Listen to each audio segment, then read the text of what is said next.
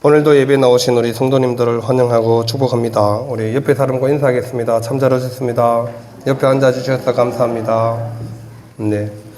오늘은 이제 예전에 했던 건데요. 한번 제가 지금은 변신할 시간입니다. 그러면 여러분들은 우리는 변신할 것입니다. 이렇게 하시면 됩니다.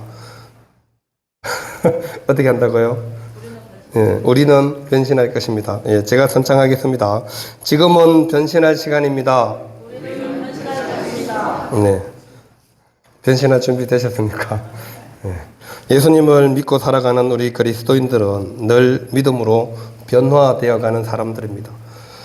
자기는 잘 모르지만 우리의 이 겉모습도 계속해서 예수님을 닮아가는 모습으로 변화되어 가는 것이 정상입니다. 네.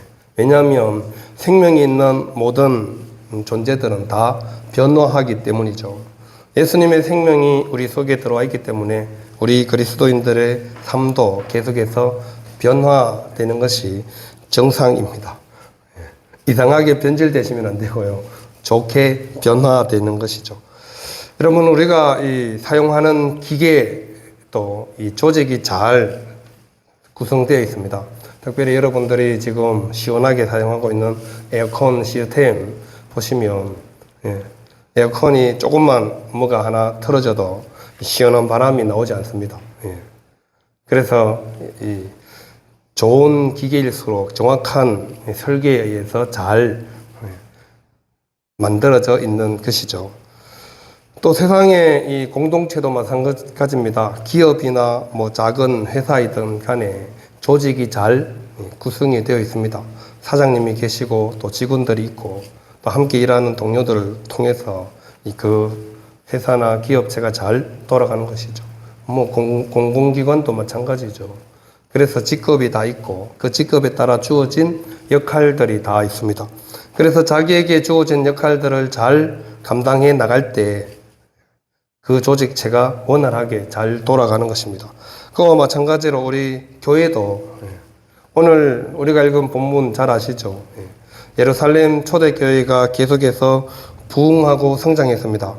제가 오늘은 잘 사용하지 않던 이걸 한번 써보려고 합니다. 이 재직학교에서 하는 재직훈련인데 12주 과정입니다. 오늘은 제 첫 번째죠. 생각보다 잘 되네요. 안 될까 얼마나 노심초사했는데. 오늘 본문에 나오는 이 사도행전 6장은 초대교회가 계속해서 부흥하고 성장해가지고 이제 점점 사람들이 많이 늘어나서 또 교회가 성장하고 사람들이 많이 늘어나니까 이 많은 일들이 있잖아요. 그 일들을 사도들이 다 감당을 했습니다. 그래서 제일 열심히 한 일이 뭐냐면 구제사업입니다. 구제사업. 오늘 우리 본문에는 이 접대하는 일이라고 이렇게 나와 있는데 구제하는 일이었죠. 가난한 사람들, 과부들, 우리 구약 성경에 나와 있는 대로 고아와 가부, 가난한 자, 나그네 된 사람들, 이런 사람들을 열심히 구제하다 보니 어떤 문제가 생겨요? 문제가 생기죠. 그런데 문제는 이 초대교회가 급속하게 성장하면서 이 두 부류의 사람들이 있었습니다. 그 첫 번째 부류는 바로 히브리파 유대인, 우리로 쉽게 말하면 계속 예루살렘에 살면서 예루살렘 교회를 출석하는 현지 교인들입니다. 그 다음에 이 사람들은 헬라파 유대인들이라고 되어 있죠. 헬라파 과부들입니다. 이 헬라파는 디아스포라 유대인들입니다. 예루살렘에서 살다가 다시 잠깐 떠났다가 다시 예루살렘으로 돌아와서 지금 예루살렘 교회에 출석하고 있는 사람들입니다. 근데 이 헬라파 유대인들, 디아스포라, 떠났다가 다시 돌아온 사람들 중에 이제 과부들이 있잖아요. 그 사람들이 매일 구제라는 것은 매일 필요한 식량을 교회로부터 공급을 받은 것입니다. 그런데 그 공급이 어느 순간부터 헬라파 유대인들이 계속 제외되는 거예요. 제외. 히브리파 과부들은 잘 공급되고 있는데 헬라파에 속한 과부들, 이 매일 구제에서 자꾸만 제외되는 거죠. 뭐 한두 번 빠졌을 때는 실수로 그럴 수 있다 치더라도 이게 매일 구제에서 계속 빠지면 어떻게 돼요? 당연히 속상하죠. 마음이 상하죠. 그러니까 당연히 튀어나오는 것이 원망합니다. 그래서 이 오늘 본문에 보시면 헬라파 과부 유대인들이 히브리파 사람을 원망합니다. 왜냐하면 자기 사람들, 자기 과부들의 매일 구제에서 빠졌기 때문이죠. 아니 히브리파 과부들은 잘 챙겨주면서 왜 우리 헬라파 과부들 똑같이 하루 3끼 똑같이 먹어야 되는데 매일 구제에서 빠지니까 원망하기 시작하는 거죠. 그렇게 원망이 시작되자 교회에 어떤 문제가 생겨요? 내부 분열이 생기는 거죠. 여러분 교회 공동체 안에서 어딘가에 원망이나 불평의 소리가 나오면 반드시 분열이 시작되게 돼 있습니다. 그건 어쩔 수 없는 다른 조직체도 마찬가지죠. 같이 일하는데 누군가가 나는 왜 이런 혜택을 안 주냐라고 불평을 제기하거나 원망을 시작하게 되면 그 다음부터 계속 어떻게 되는 거죠? 시끄러워지는 거죠. 초대교회도 그랬습니다. 숫자가 뭐 하루에 3,000명씩, 5,000명씩. 여러분 3,000명, 5,000명 엄청난 숫자죠. 우리 황간 면민 다 합쳐도 4,000명인데 이제 4,000명도 안 되더라고요. 3,900명으로 떨어졌는데 지금 하루에 3,000명씩, 5,000명씩 예루살렘 교회가 폭발적으로 부흥했단 말이죠. 그런데 그렇게 온 사람들을 다 어떻게 챙기겠어요?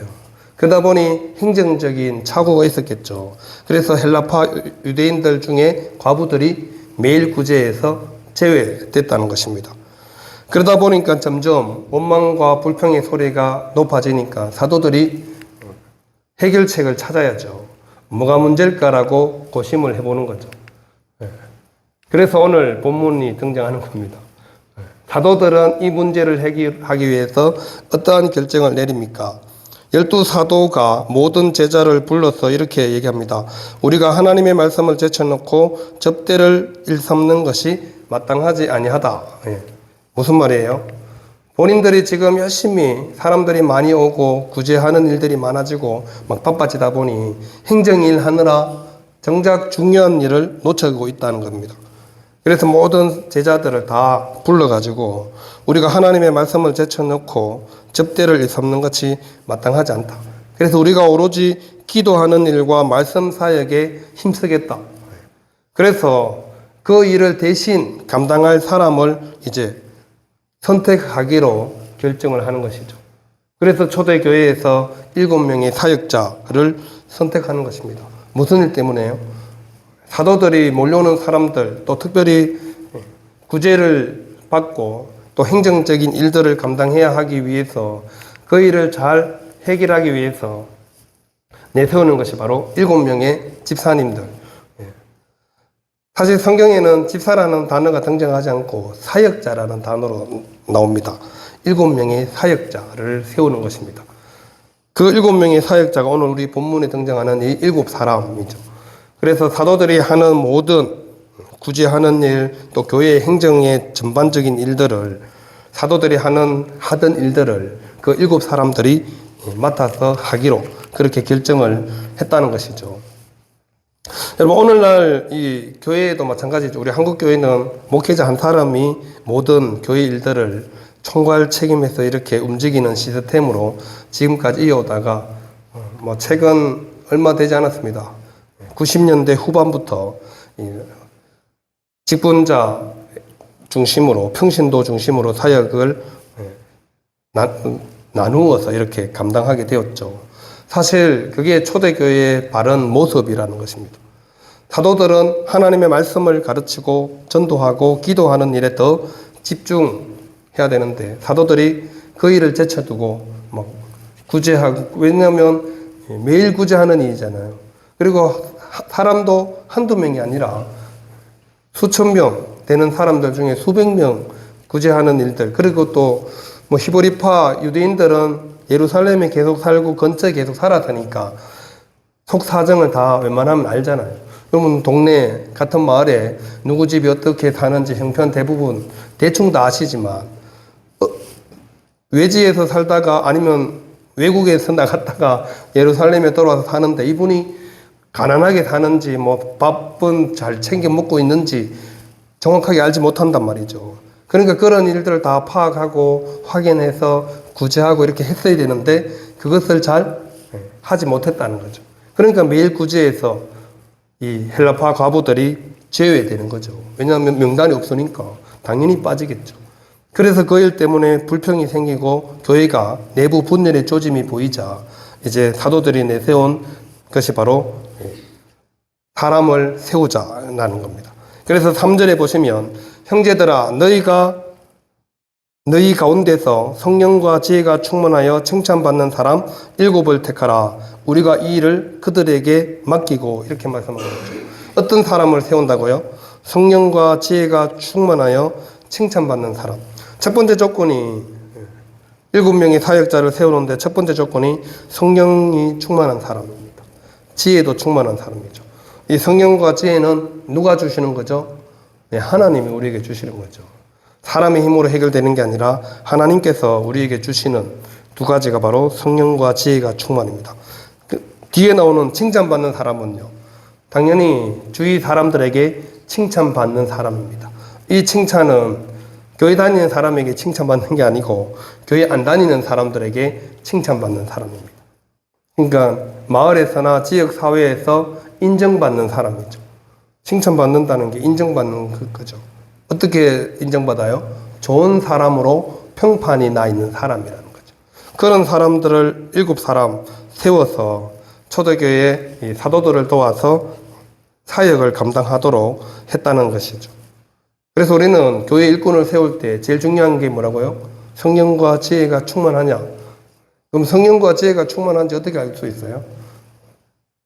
그 사람의 삶의 모습이 어떠한지를 보면 알죠. 성령과 지혜가 충만한 사람은 늘 하나님 중심으로 살아가게 되어 있습니다. 왜냐하면 성령이 하나님의 영이시니까. 성령과 지혜가 충만한 사람이 하나님과 전혀 상관없이 살아갈 리가 없죠. 그러니까 성령과 지혜가 충만한 사람들은 늘 하나님 중심, 교회 중심, 이 말씀 중심으로 살아가는 사람들이죠. 그래서 그 사람들에게 이 사도들이 하던 일들을 다 맡기고, 사도들은 이제 말씀을 가르치는 일, 기도하는 일, 자신들의 본연의 임무를 감당하겠다. 그렇게 말씀하고 있습니다. 그렇게 했을 때 이제 5절에 보시면 온 무리가 이 말을 기뻐하여 믿음과 성령이 충만한 사람 스데반과 빌립과 브로고로와 니가노르, 디몬, 바메나 그리고 유대교에 교회했던 안디옥 사람 니골라를 택했다. 이렇게 말씀하고 있죠. 그래서 7사람, 수천 명 중에 7명을 택한 겁니다. 우리 30명 중에 7명 택한 게 아니고 수천 명 중에 정말 누가 봐도 누구에게도 다 똑같이 공적으로 다 온 무리가 이 말을 기뻐했다 그랬죠. 사도들의 말을 듣고 온 무리가 기뻐하여서 믿음과 성령이 충만한 사람 7명을 택하는데 다 동의하는 겁니다. 7명 택함에 있어서 예루살렘 교회가 이 일을 제기한 사람이 아무도 없다는 거죠. 왜? 누가 봐도 저 사람은 충분히 사역자가 되어도 아무 문제가 없어. 칭찬도 받고 성령과 믿음도 충만하고 그러니 거기에 대해서 이 일을 제기할 이유가 없는 거죠. 그래서 그 7사람의 집사님들을 세워서 사역자들을 세웠습니다. 그리고 어떻게 했어요? 6절에 보시면 사도들을 앞에 세우니 사도들이 기도하고 그들에게 안수하니라. 그래서 우리는 보통 이제 이 7분들을 7 집사님이라고 이렇게 부르게 되는 겁니다. 안수하고 기도하고 그들에게 안수했다. 우리 피택 받으신 항중직 분자들은 다 그렇게 임직 받으실 때 그렇게 받으셨죠. 노예에서 오셔서 목사님들이 나와서 기도하고 안수해 주셨잖아요. 그렇게 해서 다 세워진 분들이 바로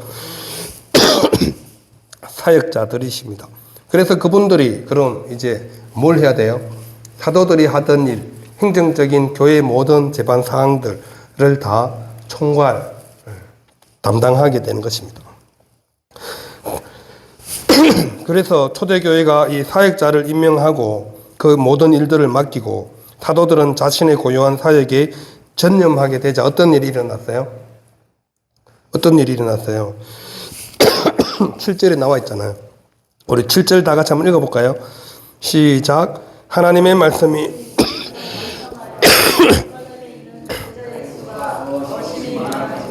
허다한 제사장의 무리도 이 도에 복종하니라. 아멘. 하나님의 말씀이 점점 왕성하여서 예루살렘에 있는 제자의 수가 더 심히 많아졌다는 겁니다. 각자 자기가 맡은 역할들을 이제 잘 감당할 때 교회가 당연히 자연스럽게 부흥하고 성장하게 되었다는 겁니다. 하나님의 말씀이 점점 왕성하여 예루살렘에 있는 제자의 수가 더 심히 많아졌다는 것은 자연스러운 성장이 이루어졌다는 겁니다. 각자가 자기 맡은 역할을 감당할 때 교회는 자연스러운 부흥이 이루어지는 겁니다. 목회자는 목회자로서의 역할, 또 우리 직분자들은 직분자도로 사역자들로서의 역할들을 잘 감당할 때 교회는 자연스럽게 제자의 수가 더 심히 많아진다는 거죠. 허다한 제사장의 무리도 이도에 복종했다 그렇게 말하죠. 제사장들은 어떤 사람들이죠? 유대교에서 제사를 집례하는 사람들인데 그걸 다 버리고 지금 교회로 왔다는 겁니다. 유대교를 버리고 지금 기독교로 개종해서 찾아와서 예수 그리스도의 복음에 복종했다 이렇게 말씀하고 있는 거죠. 이건 엄청난 변화입니다. 예루살렘에서 있을 수 없는, 유대교로 있어야지 예루살렘 사회에서, 유대 사회에서 살아남은데 지금 제사장의 무리가 더 이상 이제 우리는 제사 안 지낼 거야 그러면서 지금 교회로 찾아왔다니까요. 엄청난 일이 지금 이 예루살렘 교회에 일어났다고 우리가 말할 수 있습니다. 교회가 부흥하고 성장하기 위해서는 마땅히 자신이 맡은 역할들을, 그래서 조직이 잘 정비될 때 그 조직체가 원활하게 또 그 조직체로 말미암아서 선한 영향력이 흘러가게 되어 있습니다. 그래서 교회는 이중적인 구조로 되어 있습니다. 교회는 잘 안 보이시죠? 제가 크게 적는다고 적었는데도 잘 안 보이시는데, 이 땅의 모든 교회는 이 이중적인 구조를 가지고 있습니다. 그리스도의 몸으로서의 생명 조직체이기 때문에, 그래서 예수님께서 신성과 인성을 가지고 있는 것처럼 교회도 마찬가지로 건강한 교회를 세우기 위해서는 생명체로서의 영적 성장과 또 조직체로서의 인적 성장이 병행되어야 한다는 겁니다. 그래서 교회 성장은 하나님의 뜻입니다. 교회의 성장은 하나님의 뜻입니다. 우선순위는 생명체로서의 영적 성장이죠. 당연히 우리 각 개인이 생명체로서 자신의 영이 성장해야 합니다. 또 조직체를 위한 인적 성장이 뒷받침되지 않으면 생명체의 성장도 불가능합니다. 이 조직 때문에 생명이 상처를 받는 일은 결코 하나님께서 원하시는 일이 아니라는 거죠. 그래서 우리가 인적 성장, 영적 성장이 함께 일어나야 교회가 성장하게 되어 있는데, 이 인적 성장의 핵심이 누구라고요? 직분자들입니다. 하나님께서 세우신 사역자들. 우리 저희 교회는 장로님이 안 계시지만 장로님, 안수집사님, 권사님, 집사님들을 통해서 그분들의 영적 성장이 곧 교회의 영적 성장과 직결되기 때문에 그렇습니다. 저희 교회는 대부분 청년들, 학생들, 또 새로 오신 몇 분 빼고는 대부분 다 직분자들이시니까 개인의 영적 성장이 곧 교회의 성장을 이끌기 때문에 그렇습니다. 그러므로 목회자는 예배를 인도하고 말씀을 전하는 이 제사장적 사명, 복음을 전하는 선지자적 사명을 잘 감당하고, 또 영혼을 돌보고 치유하는 목자의 사명뿐만 아니라 교회의 인력과 이 자원을 효과적으로 잘 관리하고 개발, 감독하는 감독자의 사명도 잘 감당해야 됩니다. 이게 이제 제가 해야 될 역할이죠. 예수님께서 12제자를 세우셨는데, 지나갔네요. 예수님께서, 눌렀어요. 예수님께서 12제자를 세우셨죠. 이 각 12제자 안에서도 각자 맡은 일들이 다 있었습니다. 동계를 맡은 사람이 누구였죠? 가룟 유다, 회계 담당이었죠. 그리고 전도를 보낼 때도 2명씩 짝을 지어서 보냈죠. 그리고 예수님께서 중요한 사역을 가실 때는 항상 나머지 9명은 놔두고 3명만 데려갔죠. 베드로, 야고보, 요한. 예수님께서 그냥 12명 그냥 우르르 데리고 다니신 게 아니라는 겁니다. 중요한 일을 하실 때는 12명을 다 데리고 가지 않았어요. 항상 베드로, 야고보, 요한 3명만 데리고 가서 예수님께서 중요한 일들을 말씀해 주시고, 또 기도도 하시고, 예수님께서 보여주시는 이적도 보여주시고 그렇게 하셨습니다. 그래서 이 12명의 제자들이 또 다, 물론 한 명 가룟 유다, 원래 돈 많던 사람들이 좀 위험해요. 기도를 더 많이 하셔야 돼요. 왜냐하면 늘 돈이라는 유혹이 늘 앞에 놓여 있다 보니 그렇습니다. 그래서 교회도 마찬가지죠. 늘 뭐 사고 나면 돈 문제 제일 많죠.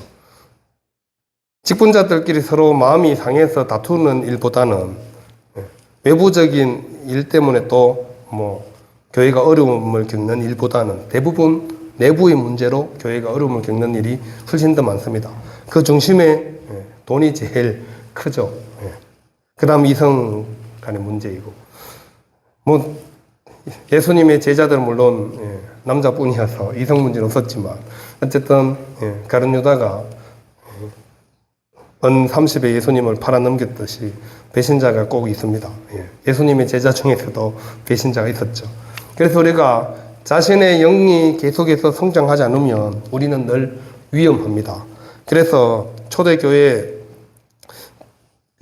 사역자들을 세울 때 제일 먼저 꼽는 게 성령과 믿음이 충만한 사람, 지혜가 충만한 사람을 세우는 이유가 바로 거기에 있습니다.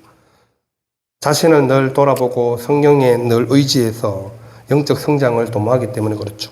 그래서 재직은 교회마다 재직의 의미와 이 범위가 조금씩 다르긴 하지만 목사를 비롯하여 장로, 집사, 권사님 등 각종 직분자를 총칭할 때 이 재직이라는 단어를 쓰기도 하고 교회 기관에 소속된 사역자나 직원으로 일컬을 때 사용하기도 합니다. 그래서 항정 직분자들은 교회의 직원입니다. 직원. 물론 무급 직원이긴 하지만 어쨌든 교회의 직원이 되는 것입니다. 그래서 일반적으로 이 직책의 개념보다 사역의 개념이 강조된 교회 내 평신도, 지도자 및 일꾼을 재직이라고 의미합니다. 그래서 사역자라는 말, 직분자라는 말을 사용하는 것이죠. 그래서 우리가 1절과 4절에 있는 단어가 헬라어 단어로 똑같습니다. 사도들이 쓴 말씀 사역이라는 단어와 우리가 이 구제를 위해서 접대할 사역자를 세운다 할 때 두 헬라어 단어가 똑같은 단어입니다. 디아코니아라는 섬김, 직분 이런 단어인데 똑같은 단어입니다. 그래서 초대교회 때는 말씀을 사역하는 이 사도들과 교회에서 평신도 사역자로 세움받은 이 사역자를 똑같은 단어로 사용을 했습니다. 그래서 세상에서 나가서 일하면서 주일날 교회에 와서 섬기는 사역자들이나 하나님의 말씀을 가르치고 말씀을 힘쓰고 애쓰는 사도들이 하는 사역이나 똑같이 받습니다. 누가 더 중요하고 누가 더 덜 중요하고 이런 차원이 아니라는 거죠. 그러면 세상에서 일하는 것도 중요하죠. 선교사로 목회자로 하는 것만 중요한 게 아니라는 겁니다. 초대교회는 똑같이 중요한 사역으로 바라봤다는 거죠. 그래서 단어가 1절과 4절이 똑같은 단어입니다. 구제 사역을 하든 행정 사역을 하든 평신도 사역자에게 붙였던 사역이라는 의미와 사도들에게 붙였던 말씀 사역, 기도 사역을 했던 그 사역과 똑같이 동일한 선상에서 봤다는 거죠. 둘 다 중요하게 하나님께서 여기신다라는 의미로 같은 단어를 사용한 것입니다. 누가요? 초대교회에서, 예루살렘 교회에서 사도들이, 그리고 이 사도행전을 기록한 저자 누가가 그렇게 보는 거죠. 그래서 초대교회에서 이미 세속, 교회, 이거를 이분법으로 나누지 않았다는 겁니다. 하나님 안에서 모든 일이 다 거룩하고 중요한 일이라는 것을 분명하게 말씀하고 있는 것이죠. 그래서 우리 교회에서 주일날 와서 사역하시는 사역자나 말씀을 전하는 목회자나 똑같은 사역이라고 그렇게 강조를 하고 있는 것이죠. 그래서 교회에서 재직을 세우기 시작한 것은 초대교회 때부터입니다. 사도들이 복음 증거에 힘입어 예루살렘 교회 성도 수가 날마다 늘어나자 얘기하지 못한 문제들이 하나둘씩 생겨나기 시작했죠. 그래서 가난한 자들을 구제하는 일을 위해서 7명의 사역자를 세우고 그 사람들을 통해서 교회의 모든 행정일을 맡게 했다는 것이죠. 그래서 교회의 조직이 정확하게 이제 구비가 되고 해결이 된 것입니다. 더 이상 사도행전 6장 이후로 없잖아요. 우리는 왜 구제해서 뺐어? 이렇게 불평을 제기하는 일이 없어졌습니다. 그 7명의 사역자들이 또 우리가 바로 6장 8절부터 7장 끝까지 스데반 등장하죠. 우리 스데반 집사님으로 부르는데 스데반이 얼마나 열심히 전도자로 설교자로 복음을 잘 전하는지 순교까지 하시잖아요. 평신도 사역자로 세움받아서 최초의 순교자가 스데반이잖아요. 구약에 완전히 능통한 사도행전 7장을 읽어보세요. 구약을 완전히 다 깨뚫고 있습니다.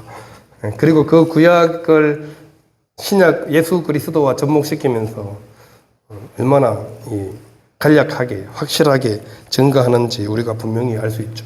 스데반이 얼마나 성령과 지혜가 충만했는지 스데반이 1번으로 나오는 이유를 아시겠죠.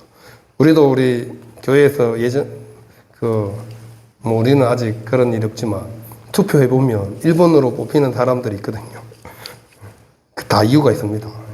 그만큼 많은 분들에게 똑같이 누가 봐도 저 사람은 당연히 장로님으로 안수집사로 권사로 세워져야지 생각이 다 똑같은 거죠. 그러니까 투표를 해도 제일 많은 표를 얻는 겁니다. 그래서 우리 하나님께서 재직을 임명할 때 반드시 아무나 임명하는 것이 아니라 성령과 지혜가 충만한 사람을 재직으로 임명한다는 겁니다. 그리고 칭찬 듣는 사람을 일꾼으로 세운다는 거죠. 왜 칭찬을 들어야 될까요? 교회 다니는 사람 아니고 세상 사람들에게. 세상 사람들이 봐도 저 사람은 정말 하나님 믿는 사람이야 라고 인정해주는 사람이라는 거죠. 그러니까 얼마나 안 믿는 사람에게도 선한 영향력을 끼치는지 알 수 있다는 거죠. 그래야 또 교회 일도 신실하게 충성되이 잘할 수 있기 때문에 그렇습니다. 또 이 임명에는 반드시 절차가 있습니다. 절차. 사도들이 사역자 임명을 공표하자 온 무리가 이 말을 기뻐하였다 기록하고 있죠. 모든 성도들이 기쁨으로 사역자를 임명할 때, 우리 직분자를 임명할 때 함께 기뻐하고 참여하고 축하해야 된다는 거죠. 교회에 중요한 일꾼을 세우는데 어떤 사람들은 저 사람을 안수집사님으로 세워놔. 저 사람을 권사님으로 세워놔. 몰라. 나는 마음에 안 들어. 이러면 분위기가 별로 안 좋아지는 거죠. 다 온무리가 함께 똑같이 기뻐할 수 있어야 한다는 것이죠. 그래서 재직의 임명에는 반드시 목적이 있습니다. 목적. 잘 안 보여서 글자가 같이 넘기는지 따로 넘기는지 제가 확인을 기존 얘기했죠. 그 다음에 절차 말씀드렸죠. 이렇습니다. 절차가. 임명에는 목적이 있는데 4절과 7절에 그 내용이 있습니다. 재직을 임명한 결과 목회자도 본연의 사역에 더 내실을 기할 수 있고 또 교회의 성장에도 큰 유익이 있다면 바람직한 재직 임명이 되는 것입니다. 사람을 세웠는데 목회자도 힘들고 본인도 힘들고 이러면 뭔가 임명 잘못한 겁니다. 그렇죠. 교회를 섬기는데 본인도 기쁘게 역할들 잘 감당하고 목회자도 본연의 사역에 충실할 수 있어야지 임명을 제대로 잘한 거죠. 직분자 있는데 직분자 없는 것과 똑같이 목사님 혼자 일 다 하면 임명을 잘못한 겁니다. 본인들이 뭘 해야 될지를 모르면 뭘 해야 될지를 물어보셔서 같이 해야죠. 그래야 조직이 잘 정비가 되어가는 겁니다. 안수집사님들은 안수집사님들의 역할, 권사님들은 권사님들의 역할이 다 있습니다. 또 우리는 이제 모임장도 계시죠. 우리 구역을 없애고 모임으로 나이를 잘라서 죄송하긴 하지만 어쨌든 안나 모임 또 마리아 모임 이렇게 나누어서 또 남성교회 이렇게 3개 기관으로 나누어서 합니다. 그것 다 장들이 계십니다. 그 모임을 책임지고 잘 모임원들을 관리하라고 그분들을 임명해 놓았죠. 우리 교회도 뭐 작은 교회지만 위원회가 다 있습니다. 예배위원회 또 선교전도위원회 그 위원장님들도 다 계십니다. 물론 이중으로 뭐 2개, 3개 다 겹쳐서 하긴 하지만 그 위원회가 잘 돌아가게 하는 것도 위원장님들의 역할입니다. 선교전도위원장님, 예배위원장님, 재정위원장님, 봉사 다 있죠. 그 본인의 역할들을 본인이 감당해야 될 일들이 뭔지를 생각하면서 잘 책임있게 감당해야 교회가 균형있게 나아갈 수 있다는 거죠. 그럼 사장님이 직원들 관리 안 하고 맨날 놀러 다니면 어떻게 될까요? 회사? 망하죠. 반드시 그 회사는 망하게 돼 있습니다. 사장님이 회사 직원들을 잘 관리하고 직원들이 뭐 어려운 점은 없는지 내부 고객이 만족해야 기업이나 어떤 사업장이 반드시 성장하게 되어 있습니다. 내가 관리하고 함께 일하는 직원이 불평이 많고 문제가 많은데 그 회사가 그 사업장이 잘 될 리는 없죠. 교회도 마찬가지입니다.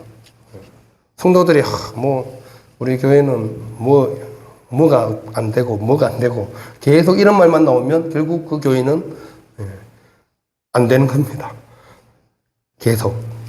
그래서 우리가 이 직분자를 세워서 목회자와 함께 오늘도 우리 예배 마치고 항정제 회의 제가 하죠.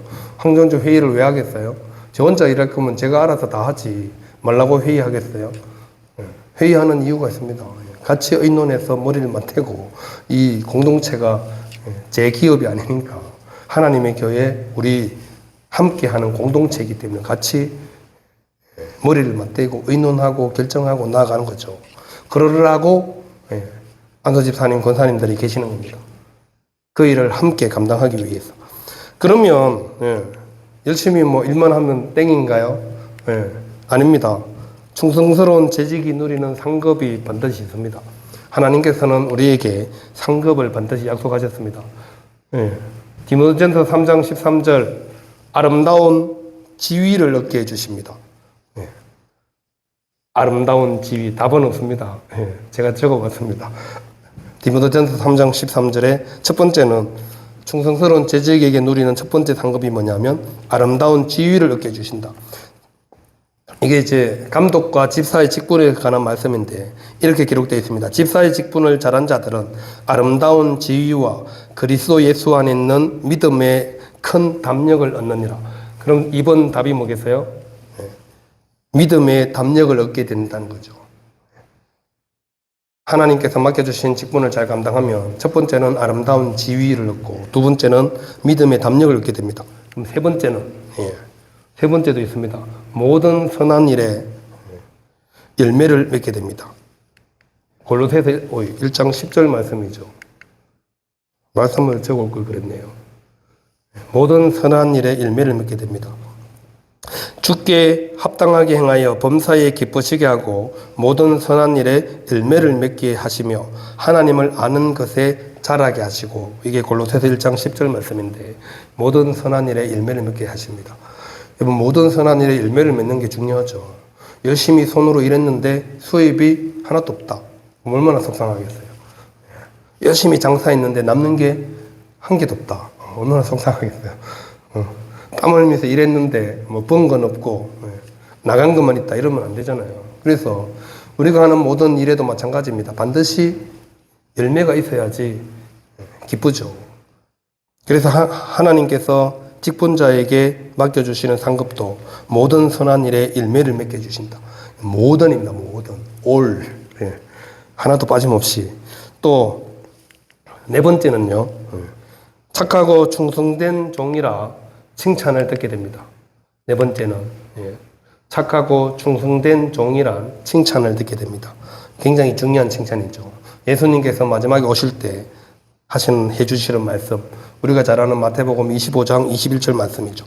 그 주인이 이르되 잘하였도다 착하고 충성된 종아, 내가 적은 일에 충성하였음에 내가 많은 것을 내게 맡기리니 내 주인의 즐거움에 참여할지어다. 다음 5번째는 주인으로부터 소유를 얻게 됩니다. 잘 맡은 선한 청지기에게 주인이 자신의 소유를 맡긴다 말씀하고 있습니다. 마태복음 24장 47절이죠. 주인이 그의 모든 소유를 그에게 맡기리라. 뭘 맡긴다고요? 주인의 모든 소유입니다. 그냥 주인이 잠깐 내 가지고 있는 지갑 이거 좀 잠깐 맡아줘 이게 아니라 주인이 가지고 있는 모든 소유를 맡긴 누구에게요? 나에게 충성되이 재직으로 잘 감당한 사람에게. 그 다음 6번째는 영원한 상을 얻게 됩니다. 계시록 22장 12절 보라 내가 속히 오리니 내가 줄 상이 내게 있어 각 사람에게 그가 행한 대로 갚아주리라. 어떻게 한 대로요? 행한 대로 갚아주십니다. 행한 대로 하나님께서 영원한 상을 주시겠다 약속하고 계십니다. 7번째는 충성한 결과 생명의 관을 얻게 됩니다. 2장 10절입니다. 예전 성경책 개역 한글판에는 생명의 면류관으로 되어 있죠. 생명의 관, 그게 면류관입니다.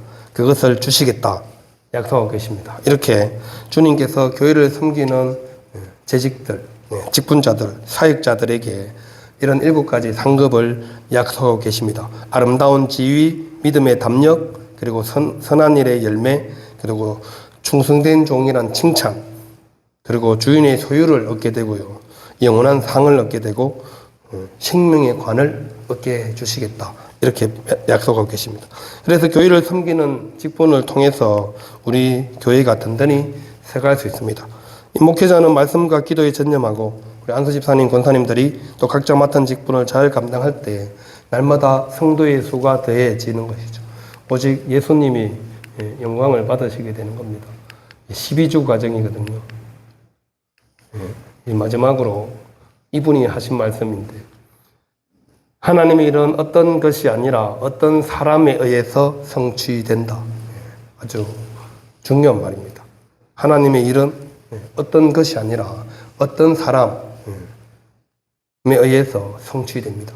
그분이 뭐 집사님이든 안수 집사님이든 권사님이든 성도님이든 상관없이 그분이 하나님께 얼마나 헌신하고 하나님을 위해서 충성하느냐에 따라서 하나님의 일이 성취된다는 말씀을 해주고 계십니다.